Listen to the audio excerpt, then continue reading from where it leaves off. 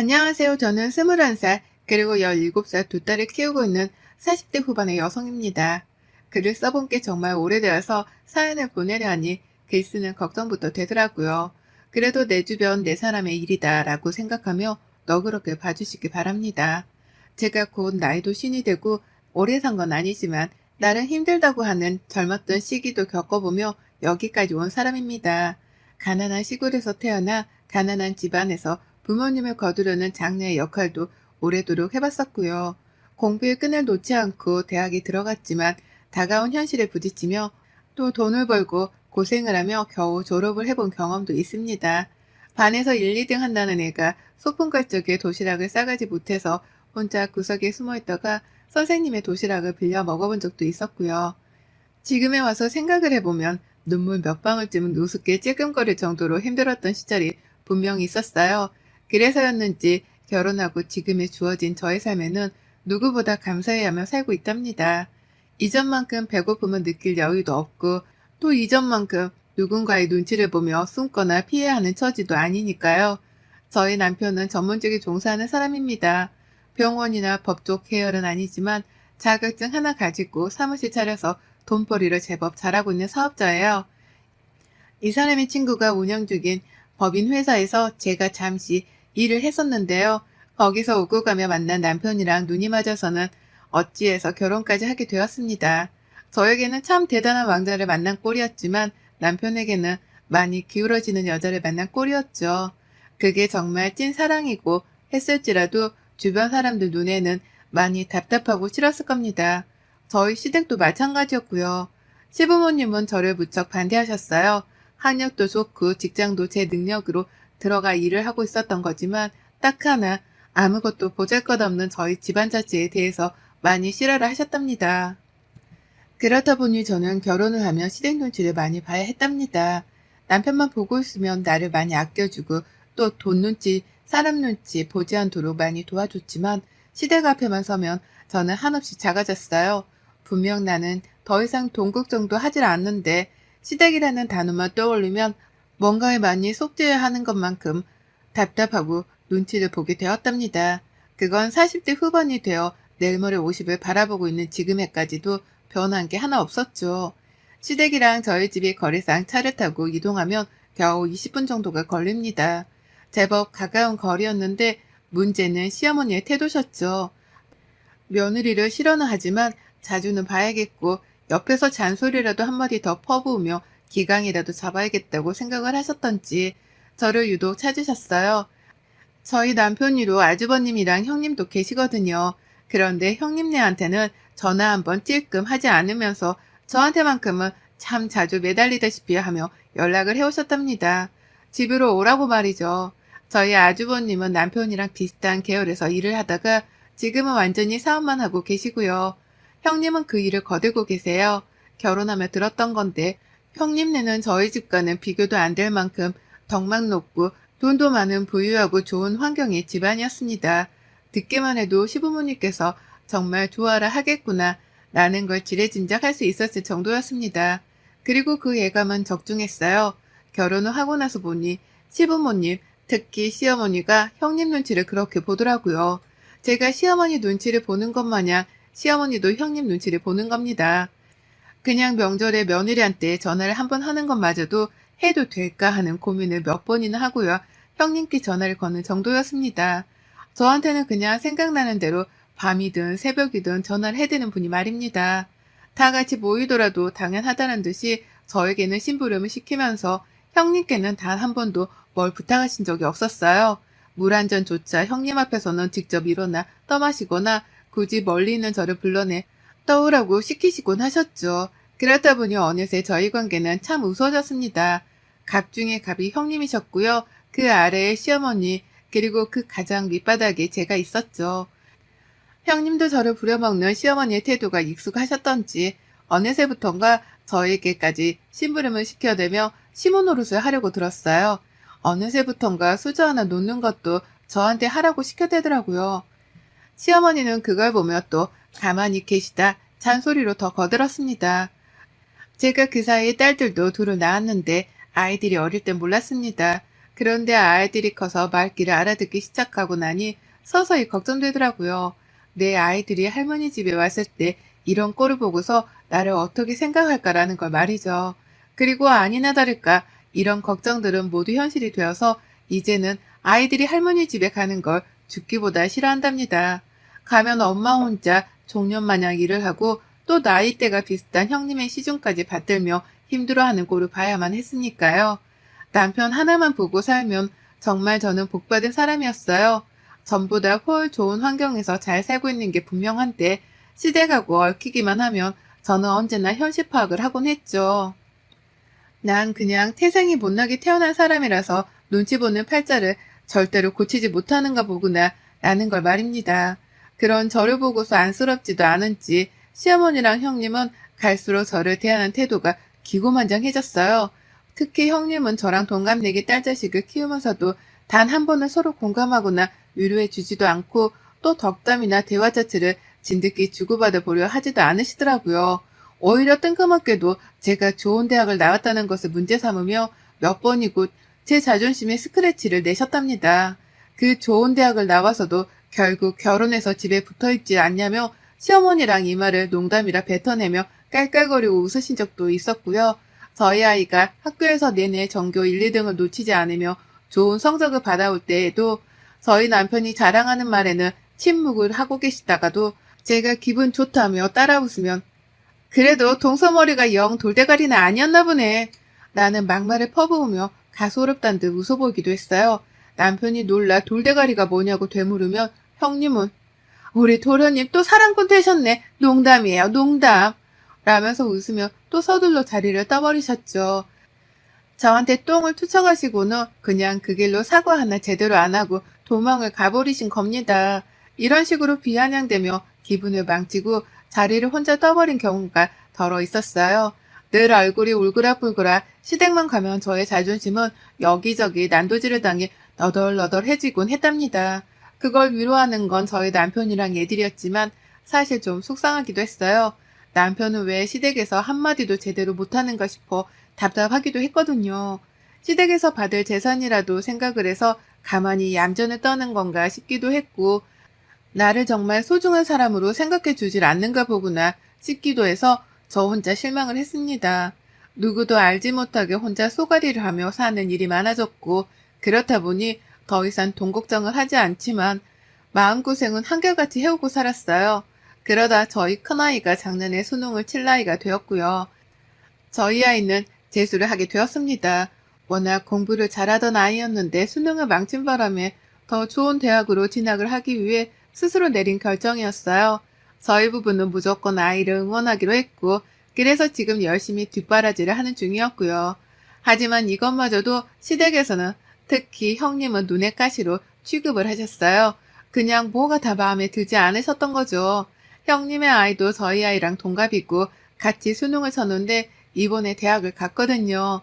서울 안에 있는 하위권 대학에 말이죠. 형님이 저를 싫어하는 걸 아니까 형님 아이가 수능을 칠 때에도 그리고 대학에 붙었다는 소식을 들었을 때에도 저는 무조건 격려하고 칭찬하고 또 안부를 여쭙는 전화만 날렸습니다. 물론 형님은 저희 아이한테 그 어떠한 응원의 말씀도 해주려 하신 적이 없었으나 전 그냥 자식이 수험생이니 형님도 얼마나 떨리실까 싶은 마음에 아이한테 응원을 전해달라며 격려의 전화는 남겼죠. 초콜릿이나 수능역 선물도 직접 사다가 보내줬고요. 그렇게 진 수능이었고 형님 딸아이는 대학에 합격을 했는데요. 형님의 태도가 이상하더라고요. 저희 아이가 재수를 하는 것이 꼭 저를 닮아 모지리같이 구는 행동이라며 이해할 수 없단 반응을 보이신 겁니다. 자식의 부모인 저희 부부가 괜찮다며 가만히 있는 와중에 뜬금없이 형님이 말이죠. 더 좋은 대학을 가려는 것 자체가 욕심이고 또 재수를 하게 한 제가 생각이 짧았다며 그 말을 시댁에서 시어머니를 앞에 두고서는 한참이나 중얼중얼 거리시더라고요. 공부를 잘하는 줄 알았는데 알고 보니 좋은 대학에 한 방에 붙을 만한 성적은 아니었다면서 그간에 그렇게 공부를 잘한다는 말만 늘어놓더니만 재수가 뭐야 재수야. 어머님 저 진짜 깜짝 놀랐잖아요. 라고 말씀을 하셨죠. 가뜩이나 우리 아이가 힘들까 싶어 걱정도 되고 미안함이 큰데 저를 앞에 세워두고 이런 소리를 주고받다니 전 정말 충격이었습니다. 그런데도 형님은 충격받은 제 얼굴이 안중에도 없었는지 막말을 계속해서 뱉었죠. 다음에 만나도 또 그 다음에 봐도 늘 재수하는 아이는 잘 있냐는 말과 함께 자신은 절대로 자식에게 재수를 안 시킬 거라는 비교하는 말을 내려놓으셨답니다. 우리 아이가 정말로 좋은 대학에 합격을 할까 싶어 불안하기라도 하셨던지 좋은 대학에 간다고 쳐도 재수를 한다고 낭비한 그 1년을 누가 보상해 주는데 난 진짜 도서가 이해 안 가. 라는 말로 나중을 대비한 쐐기를 박아놓기도 하셨고요. 저희 아이가 계속해서 모의고사에서 좋은 성적을 거두고 있었거든요. 남편이 철부지마냥 시어머니 앞에서 아이 칭찬 좀 해달라며 말을 꺼냈더니만 그걸 가지고서 형님이 또 시비를 거신 것이었어요. 하여간 부딪혀봤자 좋은 소리를 듣지 못했고 그래서 우리 사이의 거리는 절대로 좁혀지지 않았답니다. 저도 힘들게 공부하는 우리 아이 흉까지 보기 시작한 형님을 슬슬 용서하지 못하기 시작했고요. 그러다 이번 추석 저에게는 악몽과도 같은 시간이었습니다. 저희 집안에서 추석에 시댁부터 가는 건 당연했는지라 당연스레 시댁부터 찾았어요. 갔더니만 형님네가 먼저 계셨고 형님의 애들도 다 와 있더라고요. 아니나 다를까 자리에서 일어나 제대로 인사다운 인사도 하질 않은 채 앉아만 계시던 형님. 시작부터 기운이 껄끄러웠습니다. 늘 당해왔던 일임에도 불구하고 왠지 이번만큼은 느껴지는 분노가 꽤나 컸죠. 속으로 한숨을 팍 쉬면서 집안 눈치를 또 살피는데 어머님이 바로 부엌으로다가 저를 부르시더라고요. 가보니 명절 제사를 지낸다며 시어머니가 준비해 놓은 식재료가 한가득이었고요. 어머님은 당장이라도 요리를 하고 싶었으나 형님을 부르기는 눈치가 보였었던지 기다리다 제가 도착을 하자마자 저를 불러선 부엌에서 요리를 시작하셨습니다. 그렇게 저는 시댁에 도착을 하자마자 일을 했고 명절 요리를 다 끝내고 난 후 잠깐 쉬는 타이밍에 소파 끄트머리에 앉아있던 남편 옆에 앉았어요. 거실 한복판에 앉자니 형님이 자리를 차지하고 계셔서 살짝 불편했거든요. 그런데 형님이 고개를 돌려가면서 저를 찾더니만 거실 한복판에 앉으라며 저를 부르는 게 아니겠어요? 참고로 형님 나이는 쉰입니다. 나이가 반 100살인 어른이라고요. 진드역히 나이를 먹은 만큼 먹은 양반이 저를 거실 한복판에 앉으라며 불러 세워서는 TV까지 딱 꺼버리는 게 아니겠어요? 온 가족들이 다 보고 있던 TV를 꺼버렸으니 그 모든 시선들은 당연히 저랑 형님 두 사람에게로 향했답니다. 형님은 모든 시선이 우리에게로 향하자 그제서야 우리 수연이가 재수 공부하느라고 힘들 텐데 라는 말과 함께 TV 선반 옆에 있던 자기 핸드백을 직접 들고 오더라고요. 전 순간 기대를 했어요. 설마 재수하는 우리 아이한테 줄 선물이라도 준비를 해오신 건가 싶었거든요. 안 그럼 뜬금없이 TV를 보다 말고 그걸 꺼버리고서는 우리 아이 이름을 언급하며 가방을 들고 올 이유가 없었습니다. 그러니 전 남들이 그렇듯이 당연하게 선물을 기대했어요. 그럴 사람이 아니라는 걸 잘 알았지만 그 순간만큼은 분위기가 딱 그랬습니다. 저희 남편도 뭔가 받을 게 있는 건가 싶었던지 기대를 하고서는 자리에서 일어나 제 쪽으로 다가와 같이 앉아버렸고요. 그런데 소리가 이상했습니다. 이상 야릇했어요.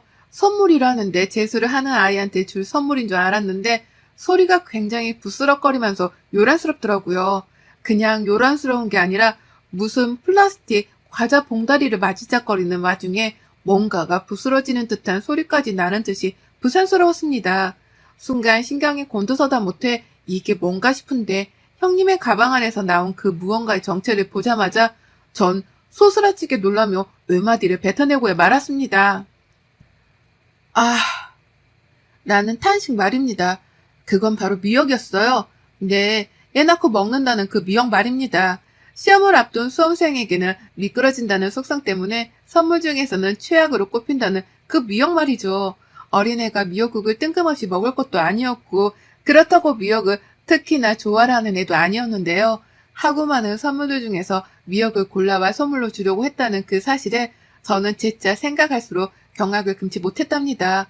웬일로 형님이 저를 먼저 불러서는 딸아이까지 언급을 하며 가방을 찾아오길래 대단한 선물 혹은 현금이라도 줄 줄 알았다며 제 옆으로 쫄래쫄래 다가왔던 남편. 하지만 형님 가방 안에서 미역이 나오는 걸 본 순간 제가 내뱉은 탄식에 이어 남편도 바로 참 이라는 허무하단 한숨소리를 쏟아내며 당황이 어쩔 줄을 몰라 했죠. 그 순간만큼은 저희 부부가 모두 다 딸의 편이 되어서 이러한 무례를 범한 형님의 태도에 순간적으로 화가 차올랐네요. 공부한다고 가뜩이나 힘들어하는 아이인데 이게 무슨 역 같은 경우냐 싶었던 거였죠. 그리고 그제서야 알았습니다. 형님이 눈치 없는 척을 하면서 우리 도련님도 기대를 했나 보네. 내가 수연이 주려고 챙겨온 건데. 라는 말과 함께 가방 속 미역을 완전히 꺼내다가는 제 앞에 놓아주셨거든요. 근데 그걸 자세히 보니까 먹던 미역이더라고요. 색을 사왔어도 잘했다고 칭찬을 해줄까 말까 하는 와중이었는데 자신이 집에서 먹다 남았던 미역을 그 인공 포장지 안에 그대로 담아서는 가방 안에 꾸겨 넣어서 들고 온 겁니다. 뒤에서 시어머니란 사람은 그걸 보고 피식거리며 웃기까지 하고 있었고요. 순간 이 사람들이 괴물들인 줄 알았어요. 본인도 얼마 전 수험생의 엄마여서 미역이 선물로는 최악이라는 걸 잘 알고 있었을 텐데도 일부러 저에게 엿을 먹이겠다고 굳이 재수하는 딸까지 건드려 열불이 나게 한 것이었죠. 그러니 남편도 이것만큼은 더 이상 참기 힘들다 싶었던지 이걸 공부하는 애들 중에서 누가 먹는데요? 참 형수님도. 라면서 형님을 향해 분노의 레이저를 쏘아대기 시작했습니다. 그리고 저는 이때다 싶어 남편의 행동에 불을 끼얹었죠. 그간에 저 무시하고 까내리고 했던 것들 다 괜찮아요. 뭐 원래 인성이 그 정도밖에 안 되시는 분이시구나 싶어서 제가 그간 참고는 살았습니다. 근데 이건 아니죠. 지금도 독서실 가서 힘들게 공부하고 있는 애가 무슨 잘못이 있다고 이런 추태를 벌이세요? 라고 형님께 쏘아 물었어요. 웃음기 하나 없이 살기 가득한 표정으로 말이죠. 남편도 제가 한 말에 가슴이 아프고 감동이었던지 딸을 지켜보겠다며 자리에서 벌떡 일어나 당장 그 미역을 쓰레기통에 가져다 버렸고요. 그러자 형님은 아주 당황을 하며 말씀하셨어요. 내가 뭘 잘못했다고 부부가 같이 나서서 이래? 내가 기껏 생각해서 챙겨왔구만. 부부가 참 너무하네. 라면서 혼자 착한 척, 신경 써준 척은 다 하면서 오히려 저희를 비난하시더라고요. 오버하는 중이라는 말까지 하셨답니다. 그러니 저는 내가 오버를 하는 건가 싶다가도 도저히 용납이 되질 않는 형님의 말씀에 결국 화를 터뜨리고야 말았어요. 거참, 나이값 좀 하고 사세요. 반백살 먹은 양반이 유치하게 뭐하는 짓이야 이게? 정말 수준 낮아서 더는 같이 상종을 못 해주겠네. 라는 말과 함께 자리에서 벌떡 일어나 버렸습니다. 그리고는 남편이 쓰레기통에 가져다 버렸던 그 미역을 다시 꺼내 가져와서는 거실 한복판에서 난리를 쳤죠. 미역을 손으로 부시고 쪼개고 바닥에 떨어뜨려 발로 밟아가면서 시댁을 개판으로 만들어 버렸답니다. 난리부르스로 떨었어요. 형님께는 사과란 말도 안 했어요. 어차피 그 성격에 사과 따위는 없다는 걸 제가 누구보다 잘 알았거든요. 기대하는 게 없었기 때문에 사과는 바라지도 않았고요. 전 단지 제가 지금 너무 화가 나다 못해 감정을 다스릴 수가 없으니 내가 미치면 얼마나 미치는지에 대해서 보여줘야겠다는 생각뿐이었습니다. 그래서 멀쩡한 미역을 갖다가 형님이 보시는 앞에서 미역을 부셔다가 버려댔죠. 정말 한순간에 시댁은 시커먼 것들이 사방팔방에 뿌려져서 난리였어요. 딴 게 아니라 이게 바로 개판이구나 싶었습니다. 남편은 흥분한 저를 말려야겠다 싶으면서도 속이 시원하긴 했던지 슬그머니 바닥에 떨어진 미역을 발로 차버리더라고요. 그건 정말로 제 남편이 미역을 갖다 버린 것에 이어서 할 수 있는 최선의 방법이었기에 전 흐뭇해하면서 내버려뒀어요. 그리고 그난리가 난 시댁을 뒤로한 채 제사상이고 뭐고 아무것도 도울 생각을 안 한 채 집에 가고자 남편을 불렀습니다. 갈 준비를 하라고 말이죠. 시어머니는 그제서야 앞에 나서서 어딜 가냐며 절 붙잡으려 하셨어요. 제가 가버리면 집안에서 제사를 도울 며느리가 없었기 때문에 혼자 그 개고생을 다 하셔야 했거든요. 그게 겁이 났던지 제가 가면 안 된다는 걸 아시고는 어떻게든 붙잡으려 하셨는데요. 전 그런 어머님을 뿌리치고선 급기야 다시는 시댁에 찾아오질 않을 테니 알아서들 친목 다지며 잘 지내라는 말을 통보해 버렸답니다. 둘째 며느리는 이제 없는 취급하고 사셔도 된다고 하면서 말이죠. 그 순간 시어머니의 눈동자가 흔들리는 게 보였습니다. 저를 자꾸만 힘들게 하면 이런 상황이 올 거라는 걸 예상하지 못했던 건지 놀라다 못해 충격을 받은 표정이시더라고요. 하지만 상관없었어요. 아무 미련 따위도 남지 않은 시댁이었습니다. 저런 통보를 하자마자 뒤도 돌아보지 않고서 집을 나와버렸어요. 이제는 다시 안 찾아봐도 된다는 생각에 괜시리 속이 시원해 하늘을 한번 올려다봤고요. 뒤따라 차키를 들고 온 남편은 저를 집까지 바래다주고선 다시 시댁으로 돌아갔습니다. 제사를 지내긴 지내야 하는데 와이프한테 같이 있어달란 말은 차마 못하겠었다고 하더라고요. 그래서 집으로 바래다 주기로 했다고 말이죠. 또 그와 동시에 남편은 말했습니다. 잘했어. 오늘 정말 잘했어. 그날 일을 피웠으니 다신 형수님도 말을 함부로 못하실 거야. 당신은 그냥 오늘 당신이 한 말만 잘 지켜. 절연하고 다시는 우리 집이랑 얽히지 마. 라고요. 제가 절연하겠다고 한 것에 동의를 해준 거예요. 그러니 명절이어도 자기 혼자 시댁에 갈 거니까 저는 절대로 다신 참석하지 않아도 된다는 말도 해준 것이었습니다. 천군만마를 얻은 기분이었어요. 기분이 째져라 좋았답니다. 그 말을 듣자마자 핸드폰도 바꾸기로 결심했고 다신 죽을 때까지 시댁의 시작 것들은 그 누구하고도 얼굴 보고 살지 않기로 하늘에 맹세했답니다. 그리고 저는 결혼하고 처음으로 명절에 2다리 뻗고 누워보고 배달 음식이란 걸 시켜 먹으며 그 어느 때보다 행복하고 여유로운 명절을 보냈답니다. 내 딸들이랑 둘도 없이 좋은 시간을 보내서 후회도 없고 미련도 없네요. 그리고 전 앞으로도 다가올 모든 명절들을 이렇게 휴가로 여기며 살 겁니다. 형님의 재수 옴붙은 행동 덕분에 결국 절연 선언을 하고 자유를 찾았네요. 여러분의 생각은 댓글로 남겨주세요. 오늘도 시청해주셔서 정말 감사합니다.